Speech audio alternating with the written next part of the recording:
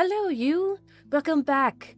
I know, my letter for your early arrival must have seemed odd, but worry not. It's just that a little, incident happened with my familiar Gempry. He got a little confused with the Redwood and Centipede incident, and I need to get you caught up for next week in order for us to continue our tale, so allow me to summarize what you may or may not have missed the last time we saw each other. As we recall, our dear friend Thevin Winterfell had experienced a rather unfortunate transformation due to his vulnerability to the divine. Anything deemed to be radiant would harm him, and thus after a close battle and obtaining the remedy herb the group needed for Emium, he turned into a feral and monstrous form of himself. After subduing him and rendering him unconscious, the group carefully removed him from the cave, Venkashale working quickly to bring Thevin to a stable condition. During this time, Thevin encountered the beast that resided in his head for the first time in years, the creature claiming itself to be known as Barun. Barun taunted the hunter, claiming himself to be everywhere and keeping an eye on the man's sister. At the same time, he warned Thevin of a descendant of his that was proving to be rather tricky, and decided to offer the ranger a deal, which he outright refused. Shortly after, he woke up, and quickly was held back down to prevent him from hurting himself further. When Venkashale inspected any curse or dark energy magic residing in him, the cleric discovered terrible amounts of it throughout Thevin's entire being. However, they knew there was little they could do about it at that very moment, so the group decided to set up camp and rest. The cleric of Zethos and Redwood kept first watch, the two elves sitting in silence as Venkashale researched a cure for Thevin.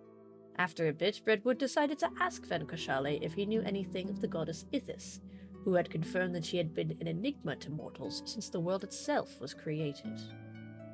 Redwood further explained the desire to discover more about her, and confided in Venkashale that his discovery of the Druidic Circle was not as tranquil as others.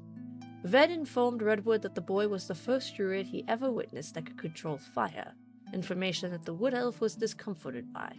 After Redwood revealed his flame-shaped scars, the cleric went on to tell the druid that his best bet on discovering new information of the goddess of fire and riddles would be to venture into the ever-smoking crag, further disappointing Redwood. They decided to end their turn on watch shortly after, and Thevin took up their mantle for a few hours on his own. It was during that time that Thevin noticed a strange glowing blue orb that floated towards the camp before becoming a humanoid figure. Having hidden before the orb reached camp, he snuck behind the figure and pointed his bow towards their head. In return, he was met with three strange yet clearly deadly weapons. Knowing he was outnumbered, he dropped his bow and woke up his companions. The figure then revealed herself to be Princess Arissa Blackthorn of the Feywilds, and informed them that she was requested to retrieve them from their travels, for the condition of the chief and the village of Emuel had worsened. Thevin insisted they wasted no time, which the princess agreed to before opening a portal to Emuel. It was there they met Daria and her son Nestor, who led them to where the chief, who was transformed similarly to Thevin, now resided. A portion of the land had been magically altered to become an enclosed space surrounded in water, which the monstrous man was averted by. It was then that Barun spoke within Thevin's mind once more. Meet my competition.